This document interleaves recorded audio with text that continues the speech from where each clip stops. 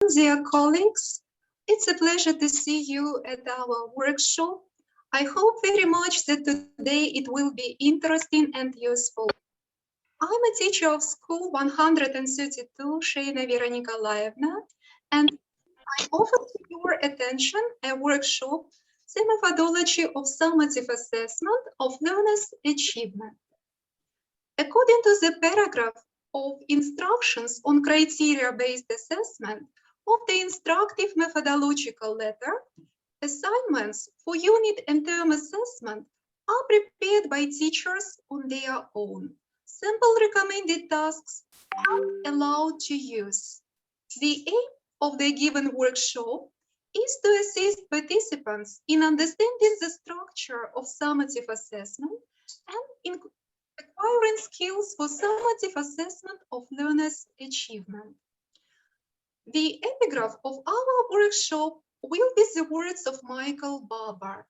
At the heart of teaching skills is the ability to evaluate students' progress accurately. The first stage of our work is brainstorming, where we will try to update knowledge on the topic of the workshop. Now, just a moment. Okay. Dear colleagues, I'd like you to answer some questions using multiple choice quiz. Please be active participating in this activity.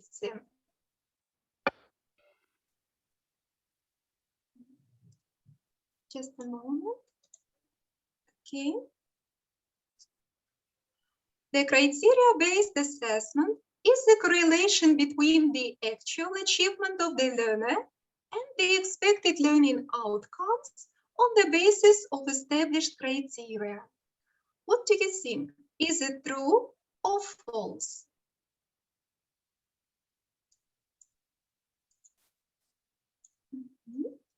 Dear colleagues, share your ideas. Is the statement true or false?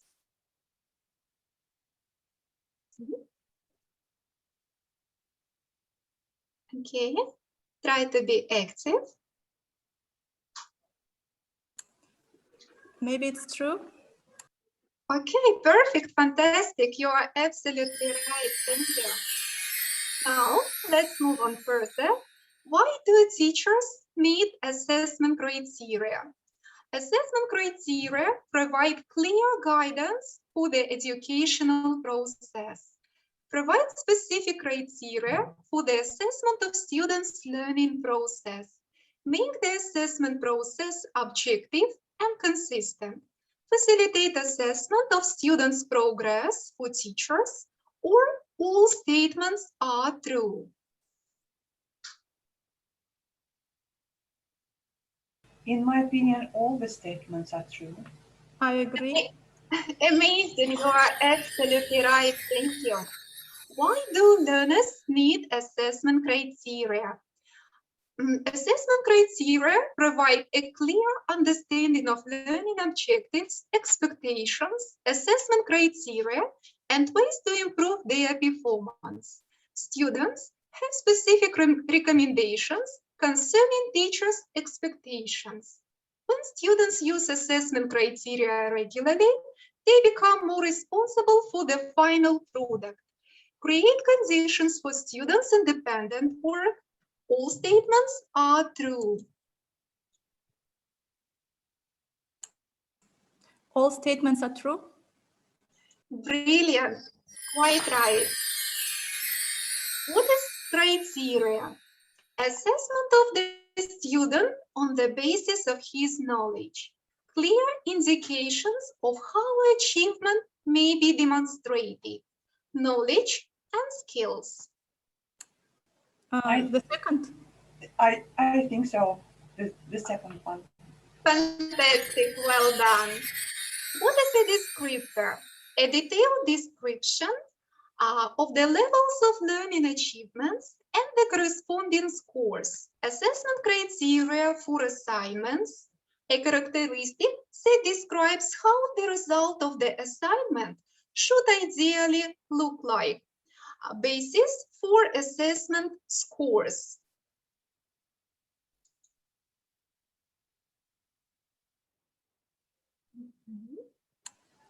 Maybe a characteristic that describes how the result that is should be.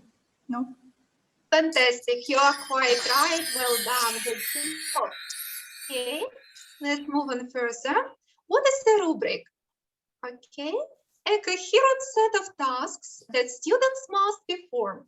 A way of describing their levels of learning achievements in accordance with assessment criteria. A tool to judge students' products, none of the above. A way of describing the levels of learning. Great, good job, well done. Thank you.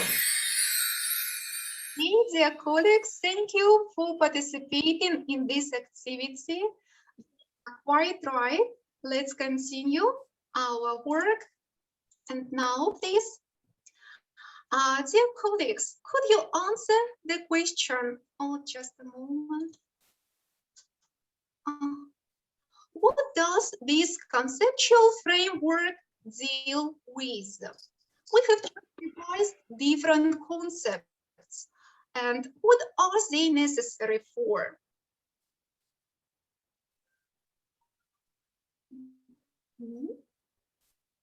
Okay, any ideas? What are these concepts necessary for?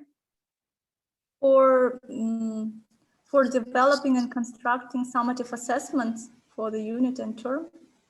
You are absolutely right. Yes, you're right. This conceptual framework is necessary for creating summative assessment tasks. And now, your next task is to find out which keywords, which keywords are omitted and fill in the gaps in the following sentence. Summative assessment is a type of that takes place or to. Is it possible for you to fill in the blanks? It is a definition for summative assessment.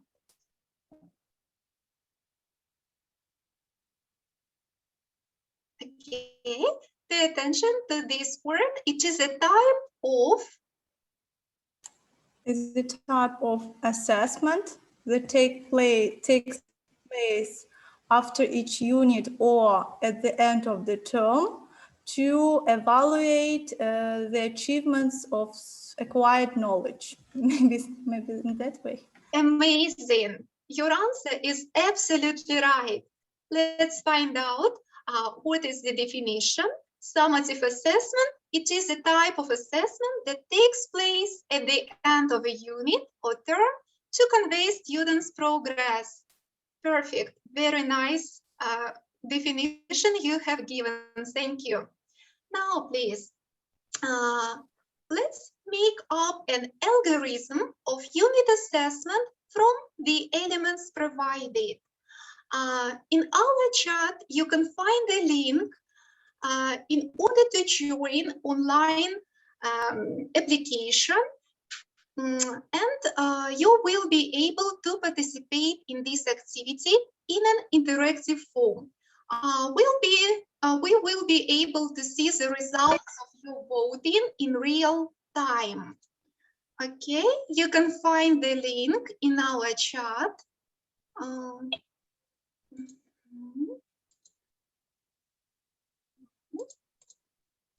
Just a moment, excuse me.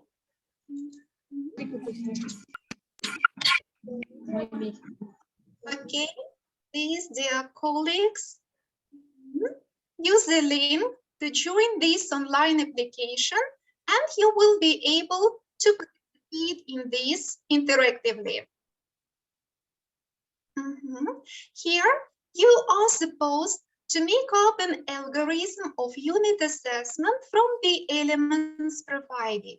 You are supposed to put these ideas in a logical order.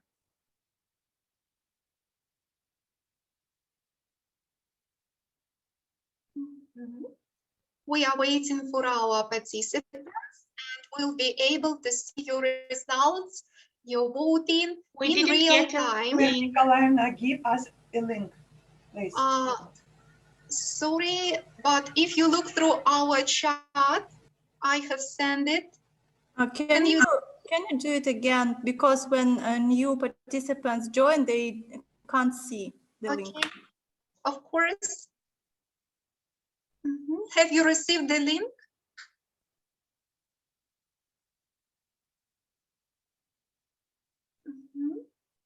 Dear colleagues, have you received it?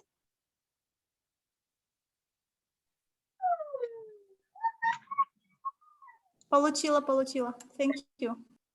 Okay.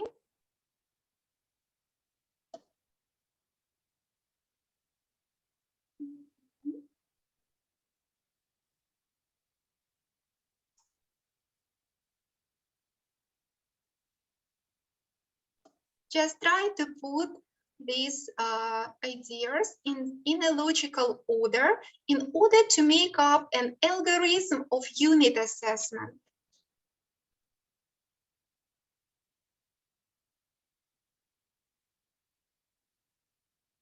Well, thank you. We have one participant took part in this activity. Okay, thank you. 2 participants.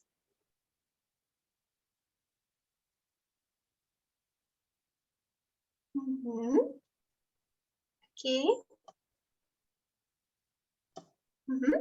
Okay, let's look through our survey. And here we can find the following order. It is an algorithm of unit assessment according to our survey. Learning objectives, Bloom's taxonomy, assessment criteria, curriculum, assignment, descriptors, and rubric. Okay, dear colleagues, let's compare the results of this survey with the correct algorithm. Just a minute. Okay, please pay attention. Here, the first item is curriculum, of course. Then learning objectives, Bloom's taxonomy, assessment criteria, assignment, descriptors, and rubric. Thank you very much for participating in this activity. And now let's continue. Let me remember what documents should be taken into consideration by the teacher while preparing summative assessment. This is an instructive methodological letter, subject program, a midterm plan, methodological recommendations for summative assessment. If you always follow a clear algorithm when creating an assignment, you will have no difficulty in preparing summative assessment. First of all, open the subject program, the midterm plan, which lists all the unit term objectives. Decide on the objective to be chosen for the summative assessment. A teacher has the opportunity to choose the learning objectives for unit assessment. Traditionally, in the English language, 2 summative assessments are held in the term based on the results of 2 studied units. It's required to include all 4 skills: listening, speaking, reading, and writing, while preparing 2 summative assessments. Teachers know that 1 unit assessment tests only 2 skills. For example, listening and speaking are tested during the first assessment and reading and writing in the second. However, the teacher can group skills in any way he likes. Secondly, define the assessment criteria according to the learning objectives that will be tested in the unit assessment, and match them with the levels of thinking skills according to Bloom's taxonomy. Thirdly, create assignments covering the content of the learning objectives, testable criteria, and the appropriate level of thinking skills. Fourthly, create descriptors for each task. Using the proposed summative assessment for the unit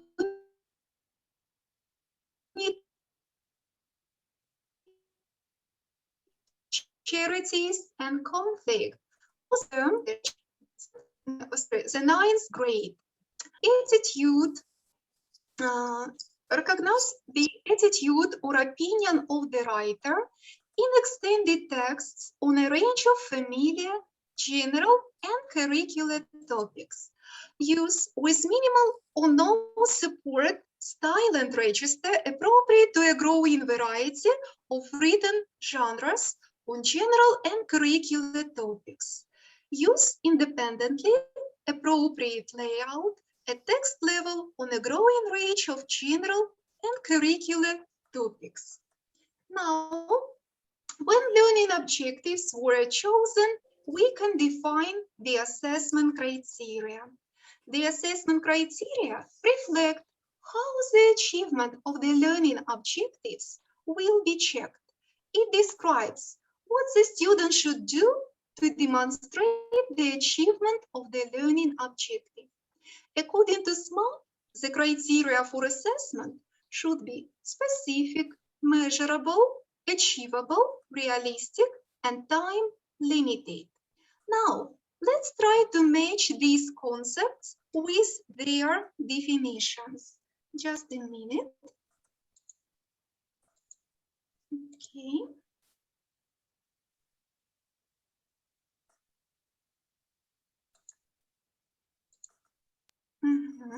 Now, let's try to match these concepts, please.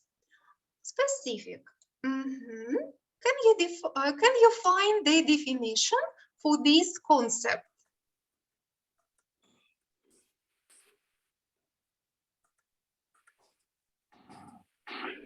To show through specific actions the learner will demonstrate achievement of objectives. Я сказала, он сказал, Okay, thank you. Well done. Now, the next category is measurable. Please just look through the definitions.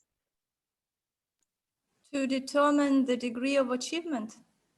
Well done, good job. Okay, thank you. Now, the next point is achievable.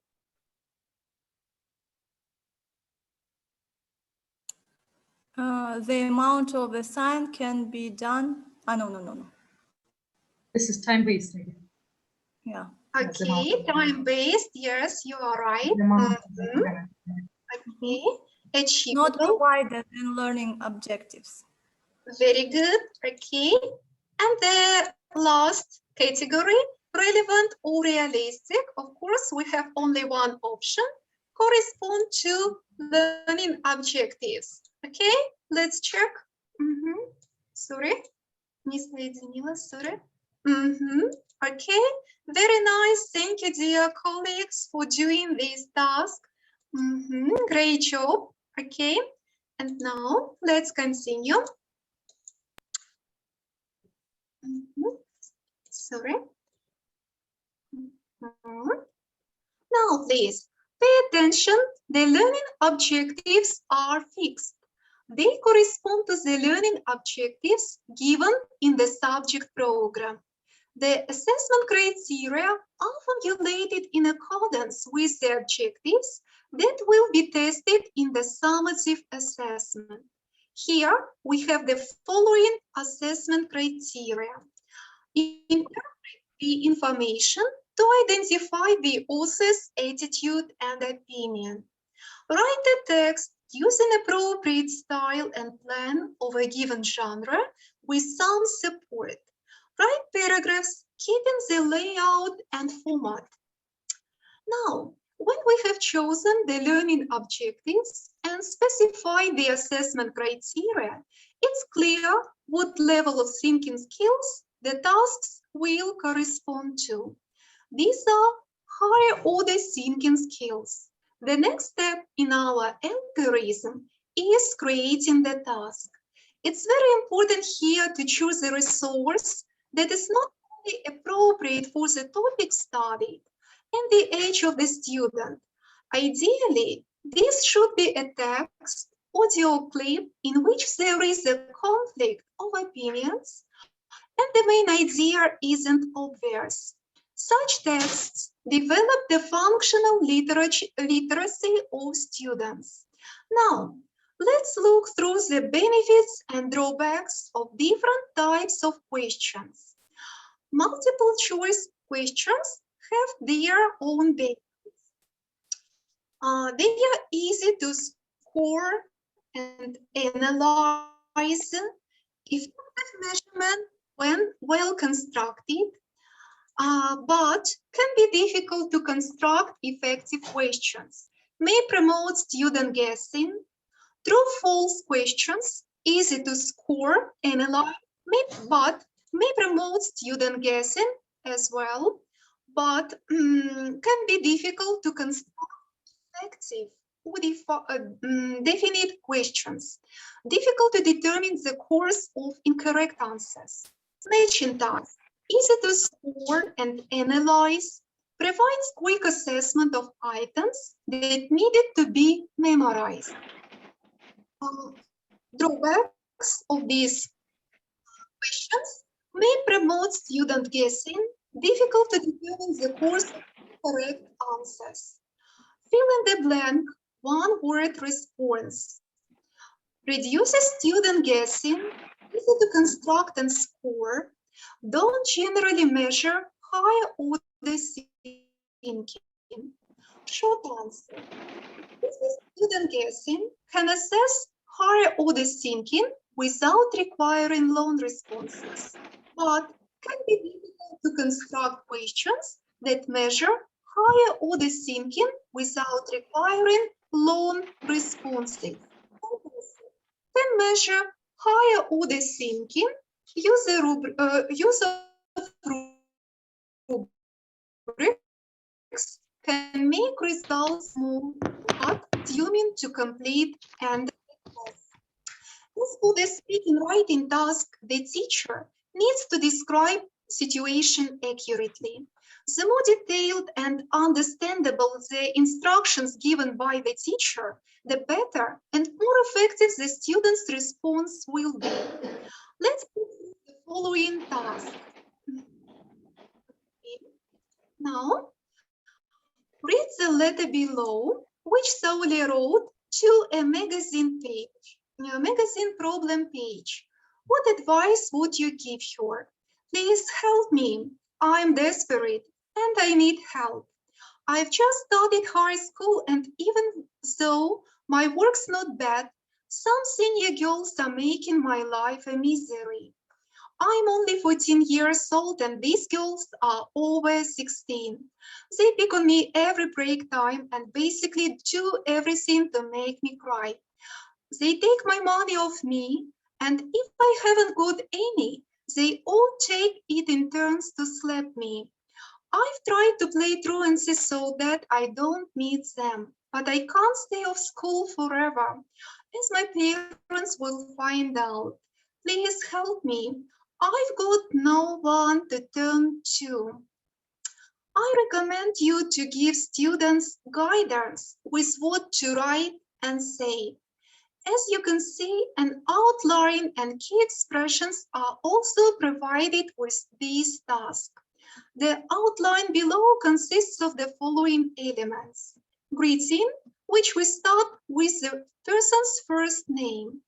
Opening paragraph refers to the problem and says why you are writing. Main part, consisting of 1 or 2 paragraphs, gives your advice and where you give your advice and make suggestions. Closing paragraph makes a final comment, and signing off where a signature ending is used with your first name below that. Also, we can provide students with expressions and phrases commonly used in a letter giving advice. For opening paragraph, you can suggest the following ideas. I was sorry to hear that you've got problems. Main part. One thing you can do is closing paragraph. I hope everything goes well. Good luck. So the assignment is completed. Now, we need to define descriptors for each task. A descriptor is a feature that describes how to perform tasks. The descriptor should help to identify students' difficulties and facilitate feedback. Task descriptors must be clear and precise so that the teacher's decision in the evaluation will be objective and allow to define at what stage of the assignment the learner experiences difficulties. Such phrases as knows, understands, and others should be avoided while formulating descriptors. Expressions of this type are difficult to evaluate and don't describe the specific action when performing a task. Descriptors are an algorithm that will consistently show the student all the steps to achieve the best result for each criterion. As you can see, for each aspect, I give a detailed description. Letter format: a learner follows proper letter format guidelines, precisely with greeting, body, closing. Content: letter contains all key information categories, each supported with specific and engaging details. Organization: letter has smooth transition between all key elements. Sentence structure: letter contains good sentence variety. All sentences have clear and correct structure. Mechanics: usage and spelling with no errors. Word choice: use of extended vocabulary. Well-defined descriptors will make it possible to give an objective assessment. Then the learner himself will see the weaknesses of his answer, and which will allow him to correct the skill and the teacher to correct the learning process. Remember, one descriptor, 1 point. Okay. Now, then rubrics are created following the results of the summative assessment. The rubric is a guide that helps to assess the quality of students' achievement. The rubrics are tables that allow the learner and teacher to identify important items for learning. The current level of the student, what is missing to achieve a standard level, what is the next step to be taken to improve the outcome. When creating rubrics, it's necessary to describe the levels according to the assessment criteria. Meanwhile, it's important to remember the following aspects. Prepare short and simple descriptions. Use a language comprehensible to the learner. The boundary between the assessment levels should be clear, and descriptions for the different levels shouldn't coincide.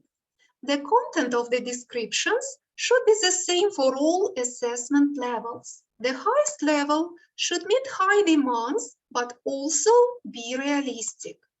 The lowest level, together with the weaknesses, should also reflect even minimal success. Now, please, imagine the following situation. You are a parent and you have received from your teacher a rubric about your child's learning achievements. Let's look through the rubric and decide how successful this information is for parents. Level of learning achievements: high, uses appropriate grammatical structures, vocabulary, linking words within the task set, ideas fulfills the requirements of the task, and so on. What do you think? How is this rubric useful for the parents? Okay. In my opinion, it is very useful because parents, they can see the results of the summative assessment of their children. where they made mistakes, what should they do not to have the same mistakes in the following work. Okay, thank you very much for your opinion. Of course, you are quite right that well-defined descriptors will make it possible to give an objective assessment when the learner himself will see the weaknesses of his answer. Okay, and as you can see, it gives a comparison of academic achievements of students with clearly specified criteria. Okay, let's move on further. The next task I'd like to suggest you is to identify the similarities and differences between unit assessment and term assessment with the help of Venn diagram. Think about the unique features of unit assessment and term assessment. No, so unit assessment is quite shorter than term assessment. It consists only of 2 skills like listening and speaking, or reading and writing. When term assessment consists of 4 skills, exercises, tasks which involve 4 skills: reading, writing, speaking, and listening. Okay, thank you very much for your answer. And the colleagues, what about the similarities between these 2 types of assessment?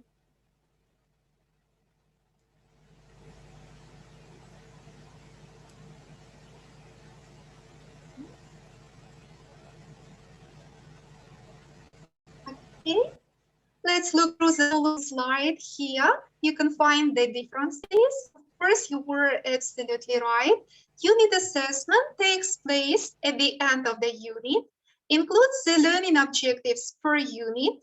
It lasts for 20 minutes, and term assessment takes place at the end of the academic year, or term, includes the learning objectives for all units of the term, and it is held during the lesson.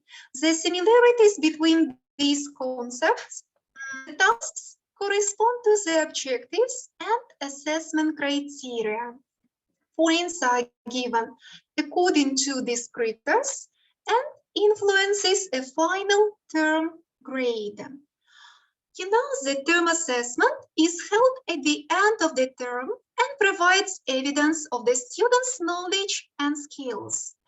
Developing term assessment, it's necessary to take into account that it should include questions and tasks that test the levels of thinking skills, not only for remembering, understanding, applying of the material studied, but also analyzing, evaluating, creating. Planning term summative assessment, the teacher is recommended to review the learning objectives in the subject program. The assessment will check the achievement of the learning objectives for the term according to the subject program. The development of summative assessment tasks and mark scheme is done on the basis of test specification. The test specification is a document that defines the structure and content of summative assessment. For each subject and grade, the test specification includes the following information: the aim of the summative assessment for the term, expected outcomes on the subject, the description of levels of thinking skills, overview of summative assessment for a term, the duration of summative assessment, the structure of tasks, the number of points for each summative assessment, distribution of points for assignments, sample tasks for summative assessment for a term, mark schemes, instructions for conducting a term summative assessment. So, following this algorithm, you will develop high-quality summative assessment tasks. Dear colleagues, thank you for your attention. If you have any questions, please don't hesitate to ask.